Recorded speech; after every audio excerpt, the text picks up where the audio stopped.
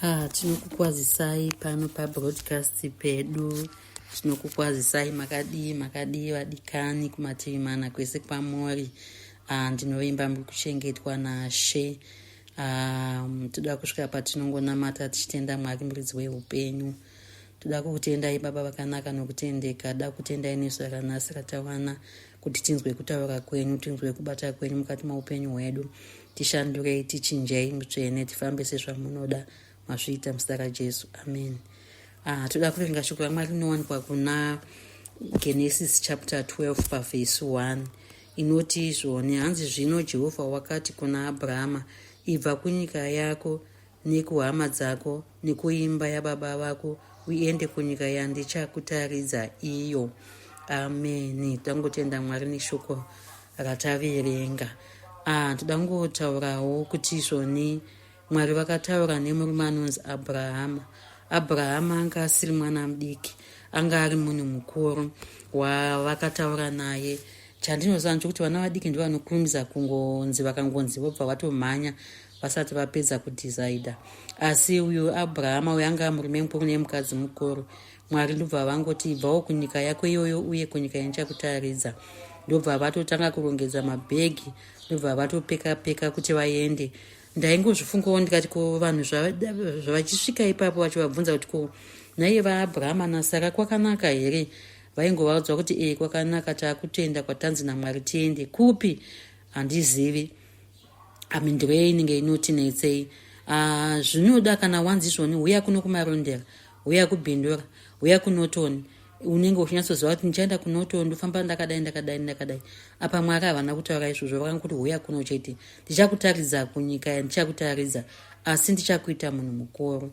Amen. Ndobva Abhurahama atanga kurongedza mabhegi ake nezvaairongedza ndozvaakuenda. Zvinhu zvakaoma kuti kana wagara panzvimbo unenge une maneighbors ako kuleft and right, unenge uinavo muchitaura nyaya, muchikumbirana soti, muchiita sei.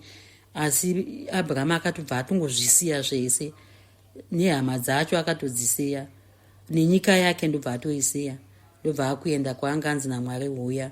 Ndinoona zviri zvinhu zvakaoma, asi Abhurahama aiteerera Mwari. Vakangotaura iye woita zvavanenge vataura. Saka ndinoonawo vadikani kuti izvoni tiri munyika dzedu dzatiinadzo dzatakazvigadzirira.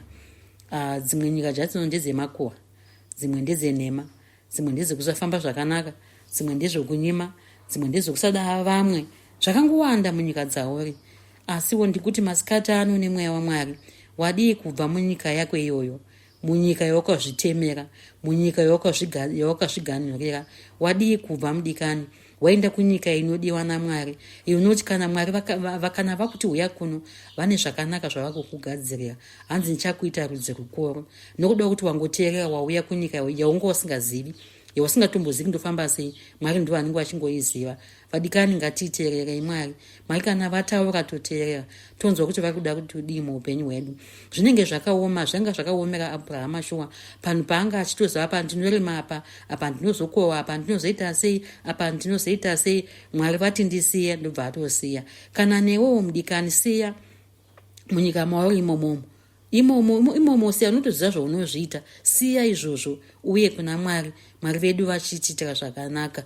Kune vamwe vanhu vanotoone dzimwe tsika dzavo dzavanoti ndizokumba kwedu idzodzidzi, asi Mwari havafadzwi netsika idzodzo. Madii kusiya vadikani, mamhanya noupenyu hwenyu, mauya kunodiwa naShe. Zveshuwa itsika dzokumba kwenyu, but hadzina kunakira Mwari. Madii kudzisiya, madii kusiya tsika idzodzo. Unoziva kune mumwe munhu anoomera kunge ari right, but Mwari vanoziva. Mwari vanoziva, ndiwo anotoziva upenyu hwedu, ndiwo anotoziva mafambiro edu, magariro edu, maitiro edu ese vanomaziva.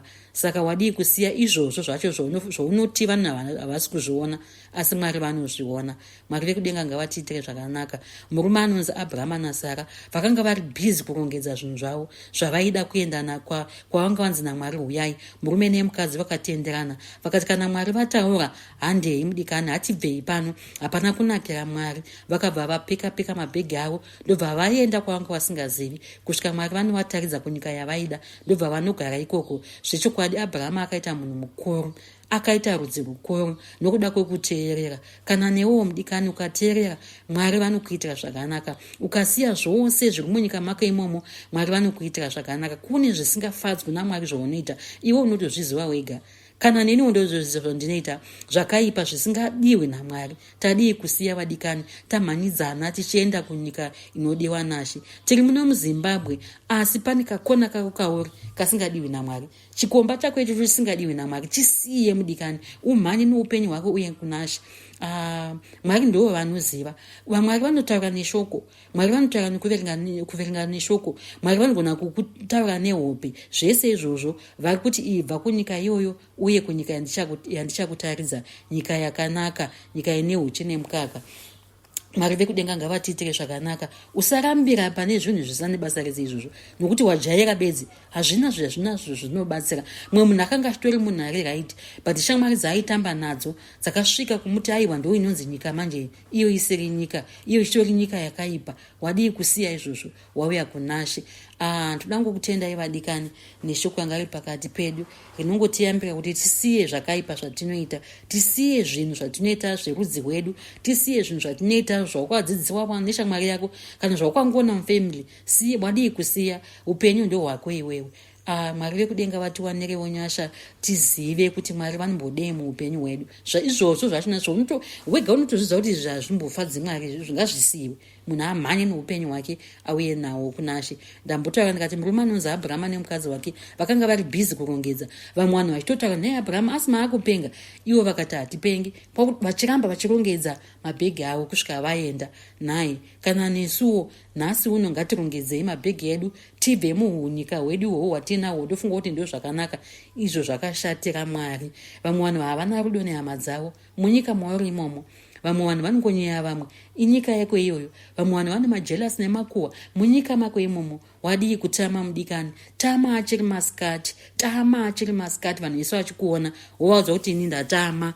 Toda kungotenda Mwari muzita raJesu vanoshamisa, amen. Toda kusvika patinonamata, toda kutendai Mwari wamasimba ose, muridzi wedenga nepasi. Toda kutendai neshoko renyu ranga riri pakati pedu. Baba vangu, tiwanirewo nyasha, tigone Baba kubva munyika dzatiri dzatakambojairira, tigoneseiwo kubva munyika idzodzi Mwari, tiuye kunyika yamunoda. Mumwe munhu anga asingazvizive kuti makuhwa munyika yako, asingazvizive kuti kunyima munyika yako, asingazvizive kuti kungoitira vamwe zvakaipa kunyika yako. Mwari yezvino zvaakuzviziva. Munhu ngaatame, munhu ngaatute mabhegi ake, munhu ngaarongedze masutkesi ake, munhu ngaatame aende kunodiwa naMwari. Tinokutendai maita Mwari wamasimba ose muzita raJesu, amen. Da kutendai vadikani, tosangana next week. Mwari vedu vachikudzwa muzita raJesu, amen.